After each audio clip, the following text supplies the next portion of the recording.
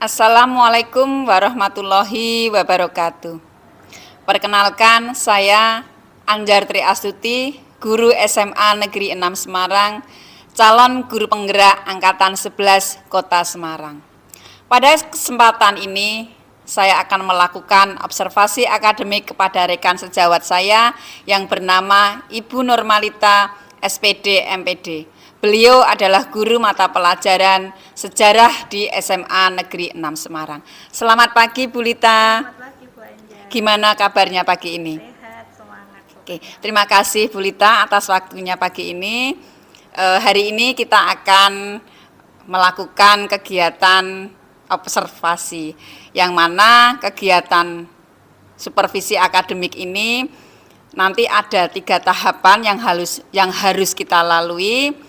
Yang pertama adalah tahapan pra-observasi, yang kedua adalah tahapan observasi, dan yang ketiga adalah tahapan pasca observasi.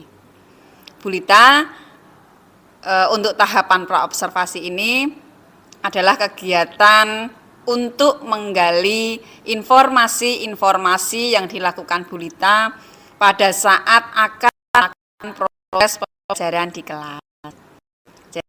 Jadi nanti kita tahu apa yang akan direncanakan saat pelaksanaan observasi pembelajaran.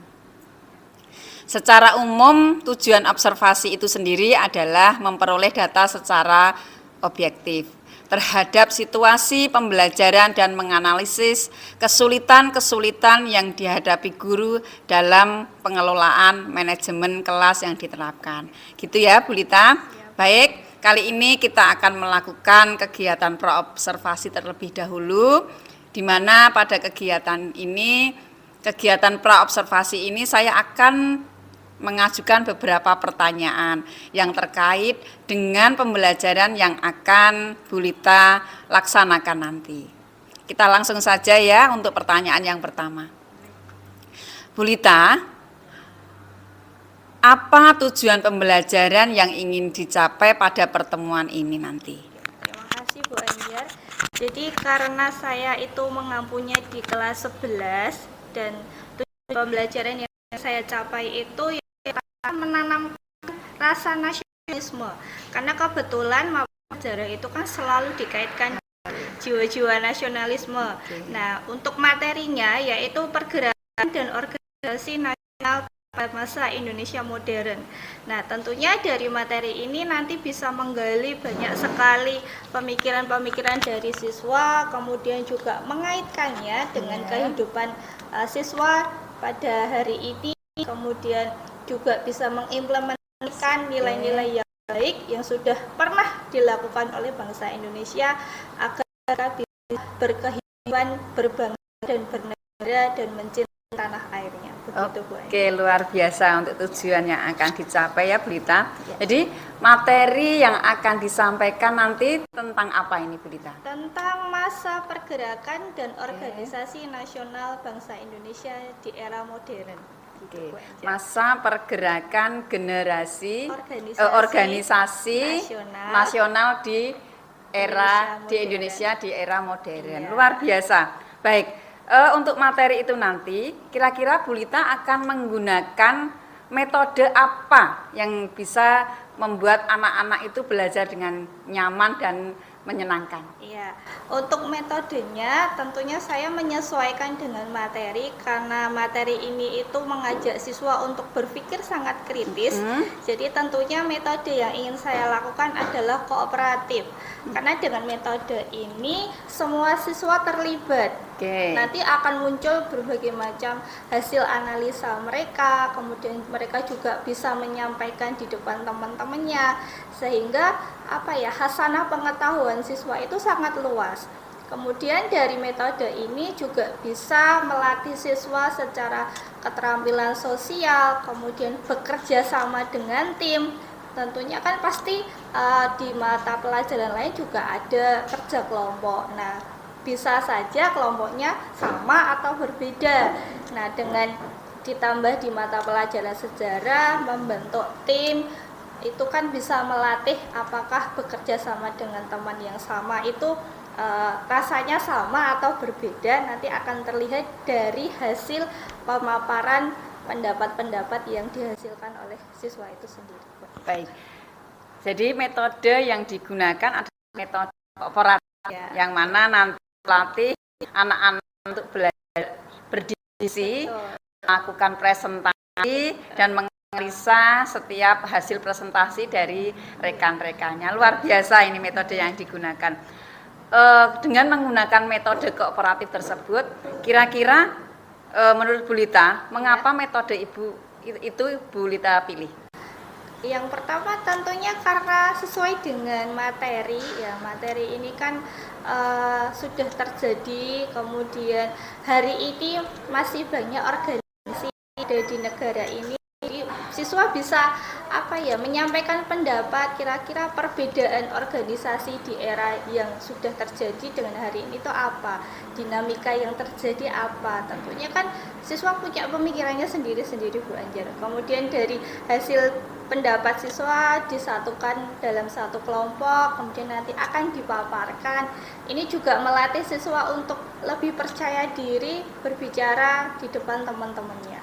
Oke, luar biasa. Jadi metode ini dipilih karena bisa menggali potensi anak, menggali kemampuan anak, salah satunya kemampuan berpendapat, kemampuan menganalisa, dan kemampuan untuk menyampaikan apa ide-ide yang bisa mereka keluarkan di presentasi. Luar biasa ya Bu Lita ya.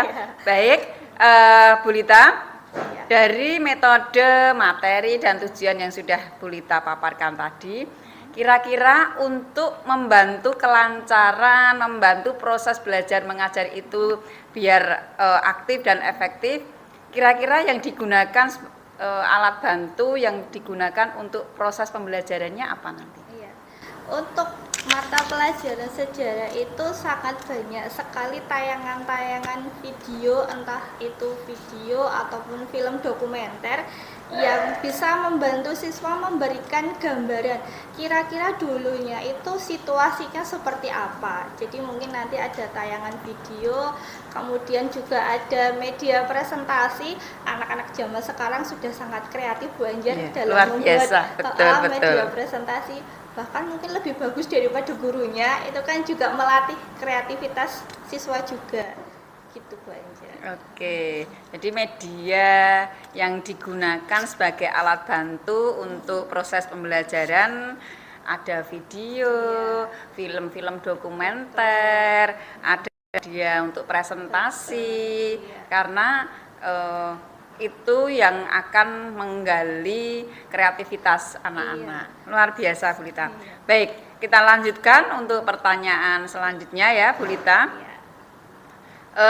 Bagaimana cara Bu Lita melibatkan siswa agar aktif di dalam pembelajaran? Pastinya kan kalau di kelas itu ada yang aktif, ada yang pasif. Lah, bagaimana untuk melibatkan anak biar semuanya bisa aktif? Untuk mapel sejarah itu dalam pemikiran anak itu selalu mapel yang membosankan Bu Anjar. Betul, Karena betul, hanya betul. mendengarkan gurunya Gitu ya. ceramah, iya. Jadi memang harus ada trik-trik yang harus Triknya dilakukan. betul, trik yang harus dilakukan. Yang pertama tentu banyak harus sering diselingi dengan ice breaking. Oke. Mungkin. Kemudian di awal sebelum saya memaparkan materi selalu diberikan pertanyaan pemantik. Oke, betul. Pertanyaan pemantiknya tidak harus selalu yang berkaitan dengan materi yang akan disampaikan, tapi juga melihat situasi di negara ini hari ini itu seperti apa, sehingga mengajak siswa untuk melihat situasi yang sedang terjadi. Kemudian setelah itu mengajak siswa untuk mempresentasikan atau menyampaikan hasil dari pemikiran mereka terkait pertanyaan pemantik yang sudah diberikan, begitu Bu. Oke. Jadi cara agar melibatkan anak aktif dalam sebuah pembelajaran itu memang banyak ya Bu Lita.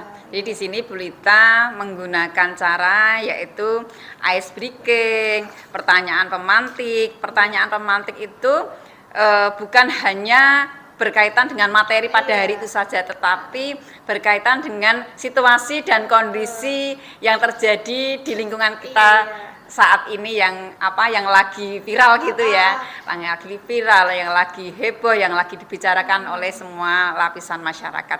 Luar biasa.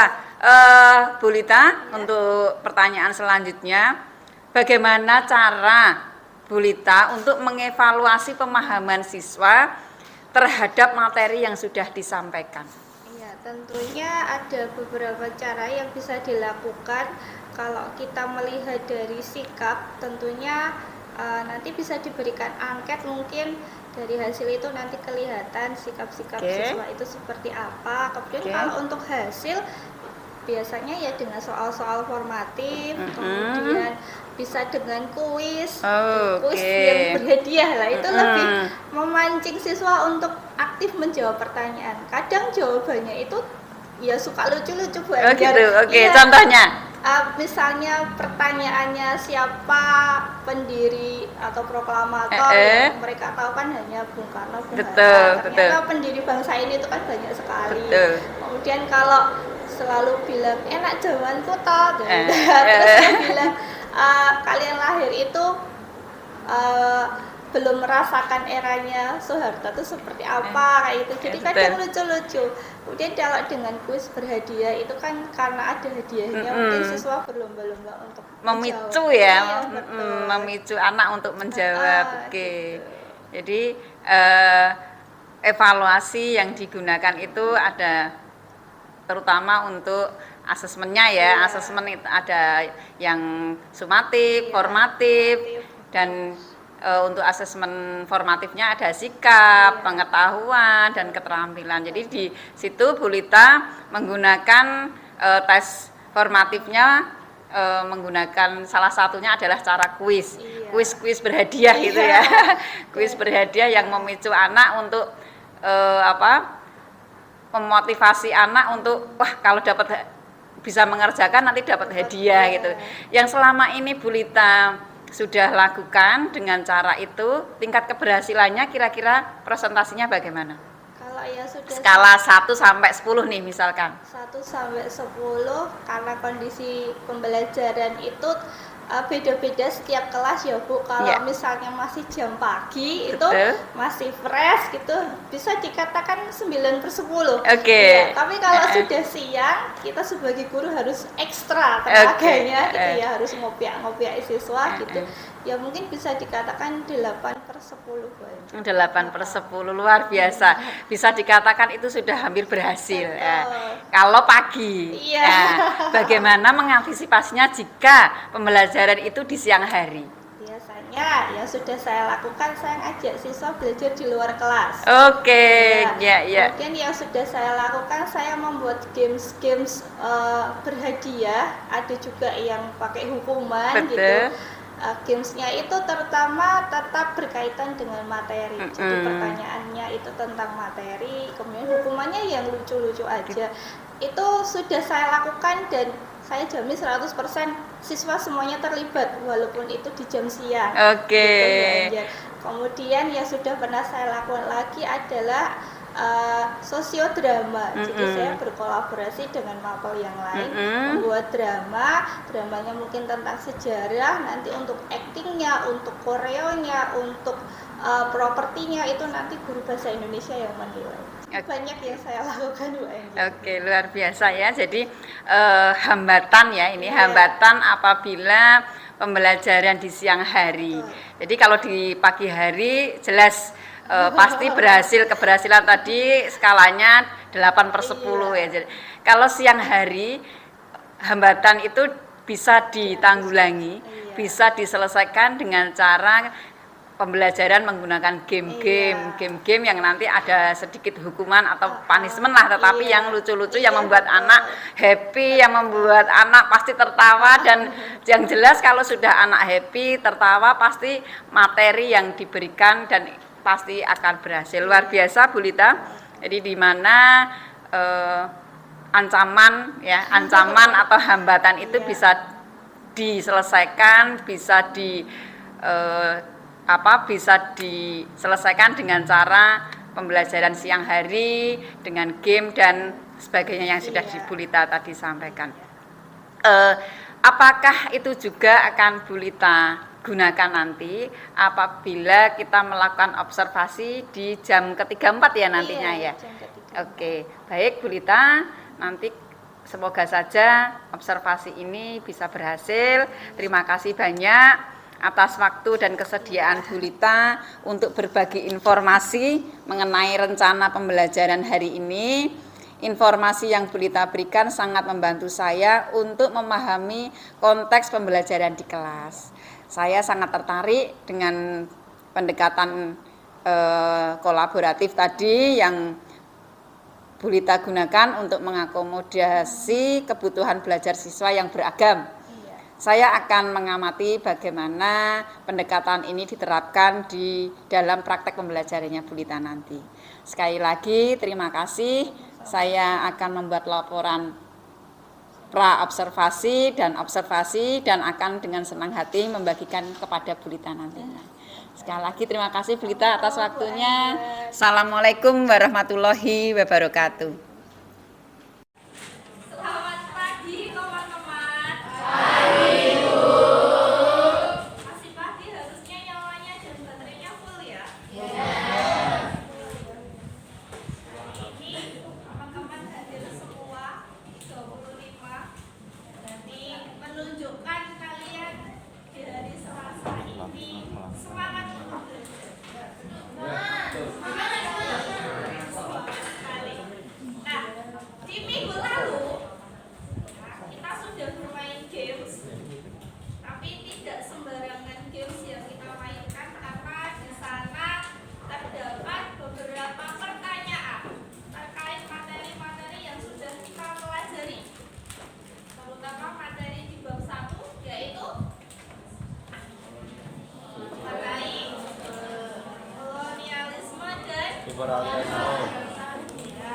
Sampai perlawanan rakyat Indonesia terhadap praktek kolonialisme di Indonesia. Nah, untuk mengetes kembali ingatan kalian, coba ada yang bisa memberikan saya kesimpulan terkait materi yang sudah kita pelajari, terutama di bab 1.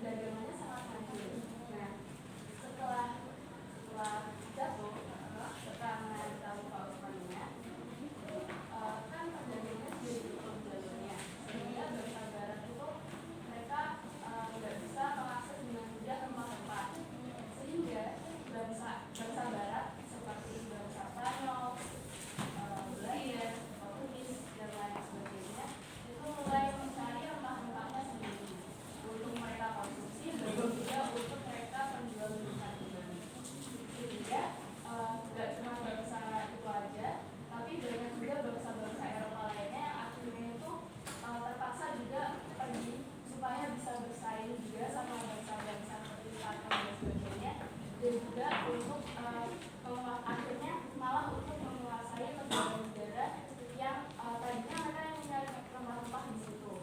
Gitu. Nah, setelah bangsa tadi kan ada Spanyol, Portugis, Belanda dan Inggris itu kan menjajah Indonesia yang awalnya tujuannya untuk mencari rempah-rempah. Mereka juga tujuannya adalah 3G, gospel dan gold. Ya.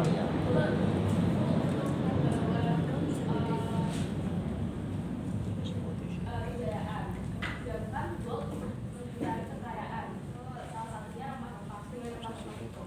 Terus gospel untuk menegakkan agama yang mereka anut, yaitu agama atau kepercayaan Kristiani. Nah, dengan dari ini malah mereka terjerumus jadi menjajah gitu.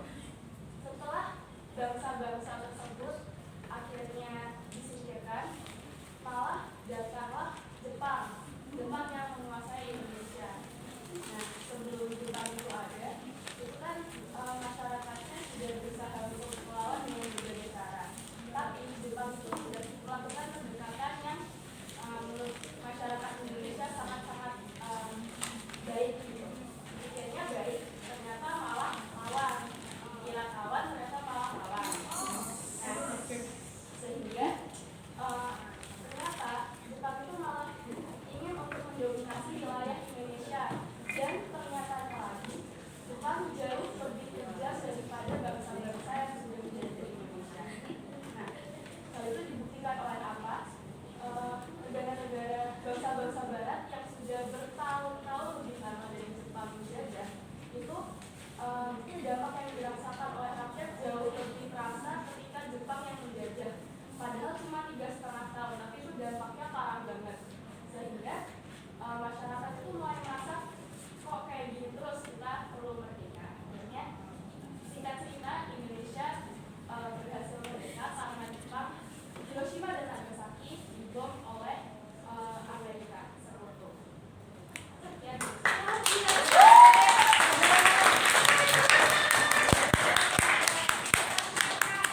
Bisa menjelaskan materi di awal semester sampai di akhir semester 2. Artinya Ezra belajarnya gaspol. Nah, coba teman-teman yang lain ada yang mau menambahkan? Blok sini, blok barat sudah, blok timur. Siapa mau bersuara?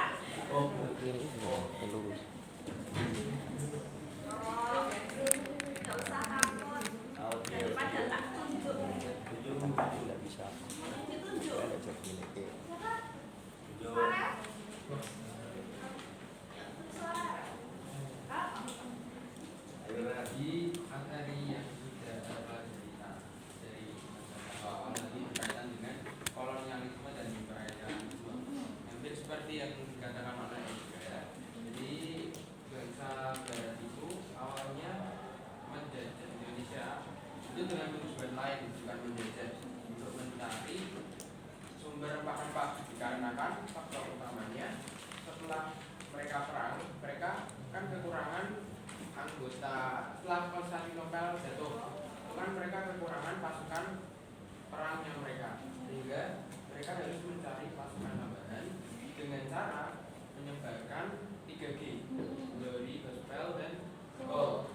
Nah, glory kan kejayaan, gospel itu agama. Nah, dengan mereka menyebarkan agama mereka, otomatis mereka akan memiliki banyak pasukan, bukan banyak pengikut, sehingga kemungkinan mereka membentuk pasukan lebih besar. Selain itu mereka juga mencari rempah-rempah yang di sumbernya dia lebih murah. Kan di Konstantinopel pedagang-pedagang Islam yang sudah menguasai Konstantinopel nggak mau menjual ke Barat nih, jadinya mereka mau nggak mau harus nyari dari mana sumber pedagang-pedagang ini, nyari nemuin si rempah-rempahnya. Ditemukanlah area pertama tuh India. Mereka tuh tahu kalau misal ternyata India bukan pemasok utamanya, sehingga mereka berlayar lagi sampailah di, kalau tidak salah, Malaka sama Maluku. Itu dua itu awal-awalnya. Kemudian sampai di sana ternyata masih ada pemasok utamanya lagi, terutama kan di daerah Jawa. Nah,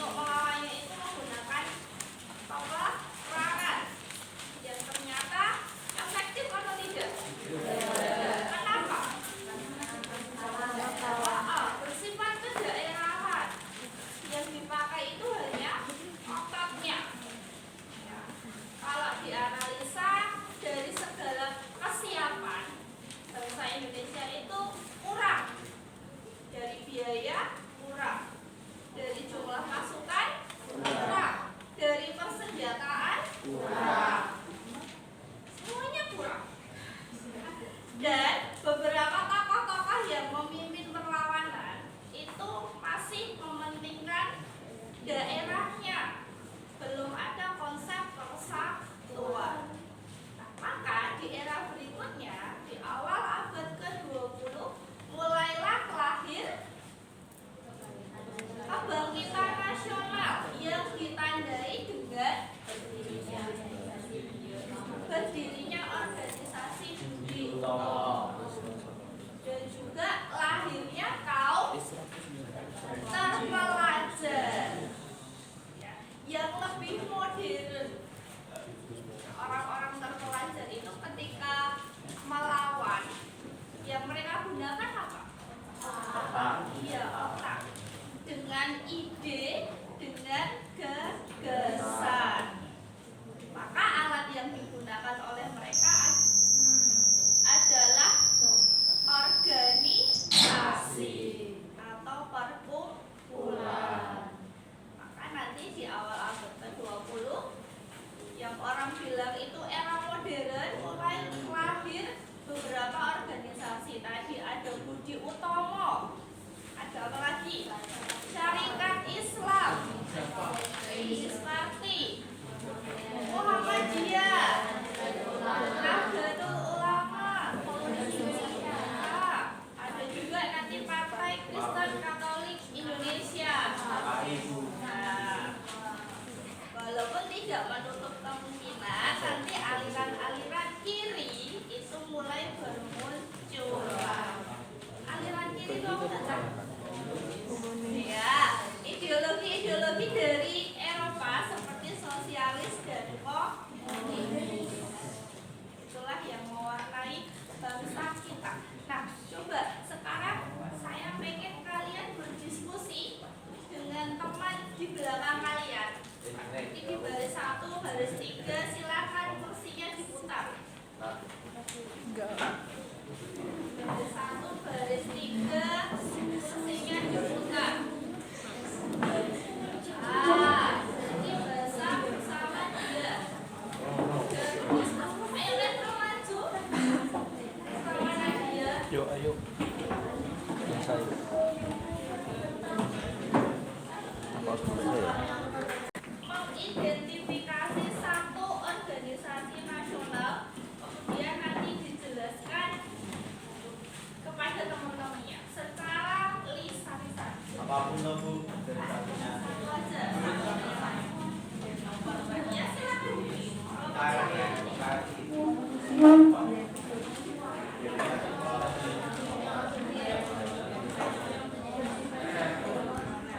Ya. Diskusi nanti perwakilan satu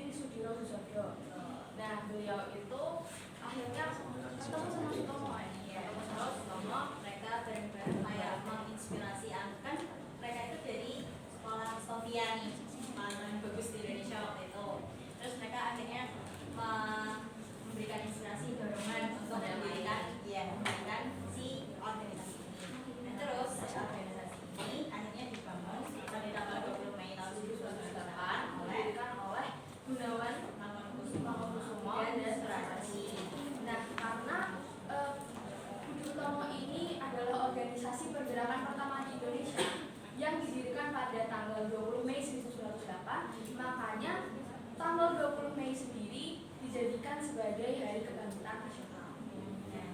Jadi organisasi Budi Utama ini awalnya itu nggak bergerak di bidang politik, jadi mereka bergerak di bidang pendidikan, budaya, sosial budaya. Karena tujuannya mereka itu kan misalnya kayak memperbaiki SDM-nya gitu, biar mereka udah merasakan perasaan nasib, terus mereka punya wawasan juga tentang negara mereka. Jadi nanti diajak merdeka bareng-bareng tuh gampang. Gitu. Nah, hal inilah yang terkesan pergerakan dari organisasi ini tuh kayak lambat, kayak nggak ada pergerakannya gitu. Terus akhirnya beberapa tokoh dari organisasi ini memilih untuk keluar dari organisasi tersebut. Terus pas kongres pertama itu kan tanggal 3 sampai 5 Oktober 1998. Nah terus pada setelah kongres pertama itu, Dr. Supomo yang merupakan salah satu anggota Budi Utama ini baru balik dari Belanda. Terus Dr. Supomo ini kayak yang mengarahkan organisasi ini terus untuk akhirnya berubah arah ke bidang politik gitu. Terus pada kongres yang kedua yang ada di Solo tanggal, kalau nggak salah tanggal 24 sampai 26 Desember 1935 bulannya lupa, itu akhirnya Budi Utama memutuskan untuk bergabung berdiskusi ke Persatuan Organisasi Persatuan Bangsa Indonesia. Terima kasih.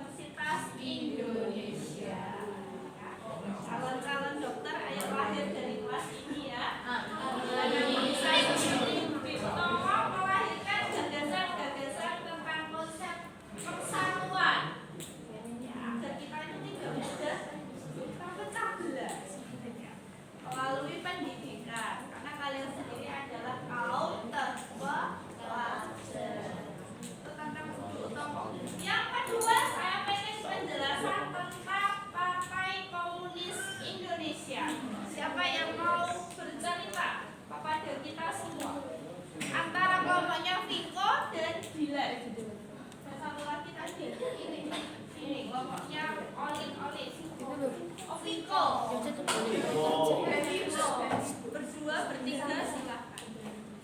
Atau nama?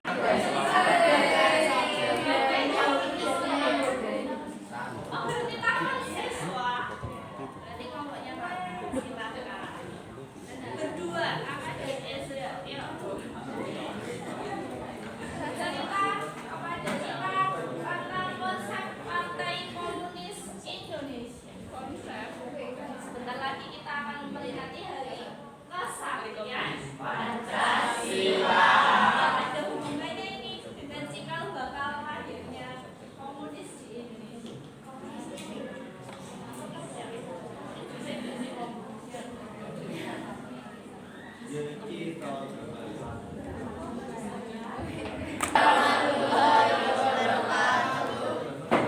Selamat pagi Bapak-bapak, Ibu-ibu, Bapak-bapak, Ibu guru serta teman-teman. Jadi kelompok saya Nana Rahel Dilan baru saja membaca singkat mengenai Partai Komunis Indonesia. Nah, kami sudah mendiskusikannya dan kami akan memaparkan ide-ide yang sudah kami pelajari. Dari Nana dulu. Jadi PNI itu kan partai revolusioner. Yang sebelum ada PNI ini ada namanya tuh PKI. PKI ini kelanjutan dari organisasi namanya tuh ISDP, Indis IS Sosial ISD. Nah, belakangnya nggak tahu cara bacanya apa. Pokoknya ISDP itu pada tanggal 9 Mei 1914. Nah, terus karena perkembangan politik pada Kongres ke-7 itu diubah lagi namanya jadi Perserikatan Komunis di Hindia. Itu pada 20 Mei 1920. Terus diganti lagi, ditegesin lagi jadi Partai Komunis Hindia. Terus pada Desember 1920 tuh namanya diganti lagi jadi PKI, Partai Komunis Indonesia. Ya, debatnya itu ketua pertamanya itu Semaun. Nah, jadi mungkin dalam benak kita komunis itu ketika kita mendengar kata komunis itu selalu aja hal negatif. Ya. Tapi tahu nggak sih kalau tujuan PKI dulu sebenarnya itu untuk menantang imperialisme dan kapitalisme pemerintah Belanda. Tujuannya untuk apa? Untuk membangun serikat pekerja dan mempromosikan pentingnya kesadaran politik di antara para petani. Nah, tapi tokoh-tokoh di PKI seperti Heng, Musso, Dipa Nusantara Aidit, Amir, Semaun itu ketuanya, pelopornya. Terus Joko, Yono, Ramalan, Abdul Latif, Hendraningrat, Alimin, Darsono dan Misbah itu ya itu salah satu tokoh-tokohnya. Nah,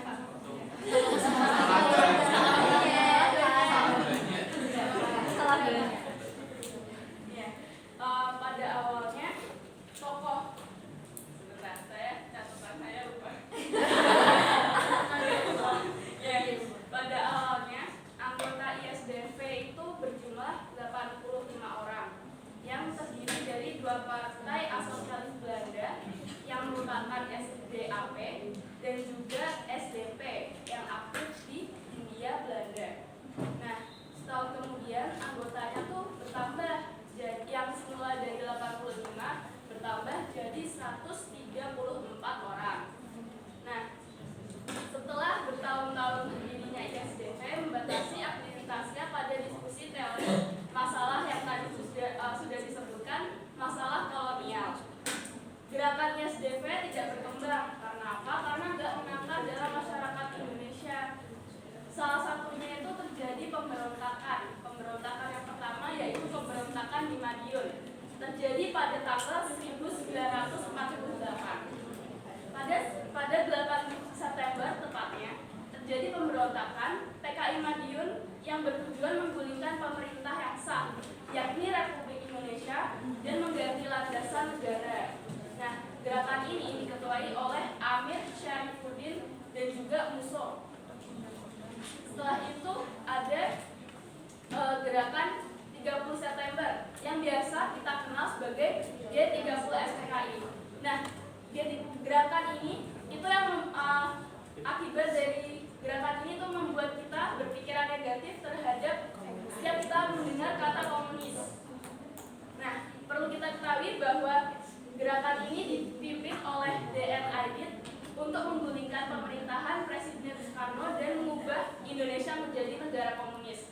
Nah, sebenarnya komunisme itu kan sebuah idealisme ya, sebuah ideologi. Tapi caranya mereka untuk menyampaikan itu salah, sehingga masyarakat sampai mengakar pada kita itu justru membuat kita berpikiran negatif terhadap komunisme tersebut. Padahal komunis itu enggak hanya ideologi, cuman karena sejarah sehingga mengakar sampai ke kita itu membuat kita berpikir negatif terhadap pandangan tersebut. Sekian yang dapat saya dan Nana sampaikan. Terima kasih sudah mendengarkan.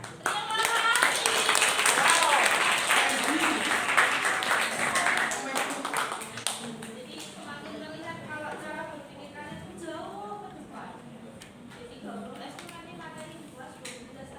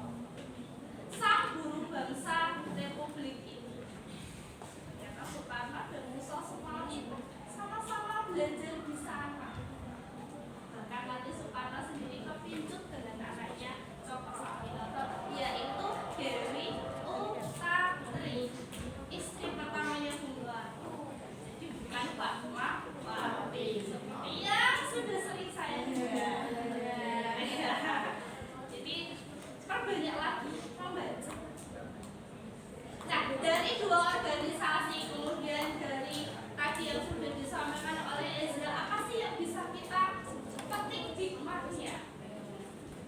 Yuk, kita refleksi sebentar. Apa Cak? Saya pengen tahu. Ya, bersuara lagi. Gunakan pendidikan dan persatuan itu penting. Pentingnya apa? Kan?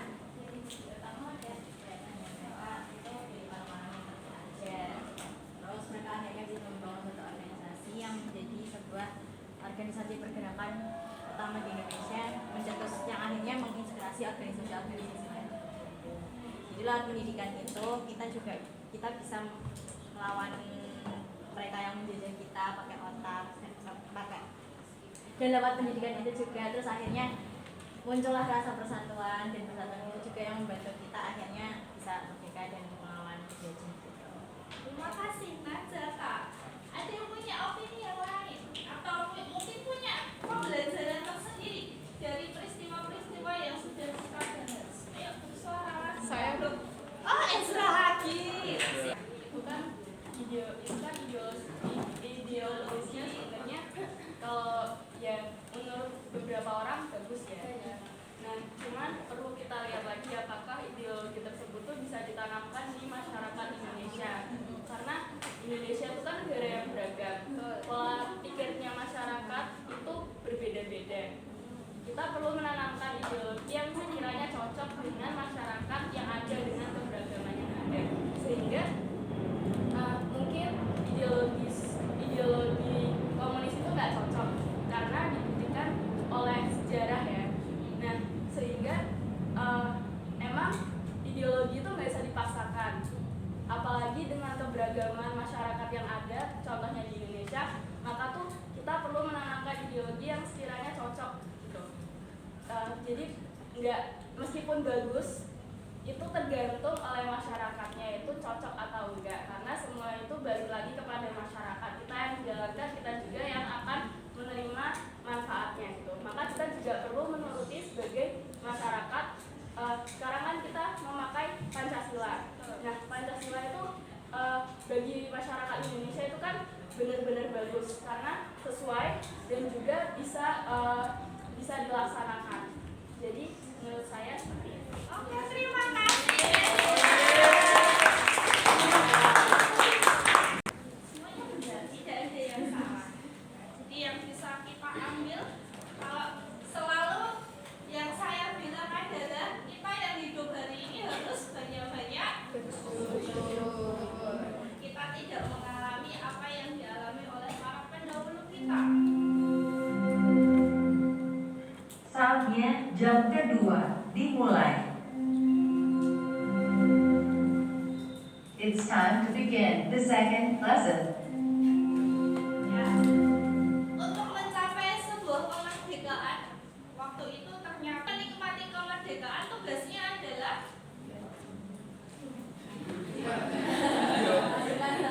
ya, memajukan bangsa, menjaga agar konsep persatuan itu tetap terjaga, jangan mudah terpecah belah, apalagi kalau alat pemecahnya itu sakral. Kita satu tanah air itu semua bersaudara. Kita selalu bilang saudara kita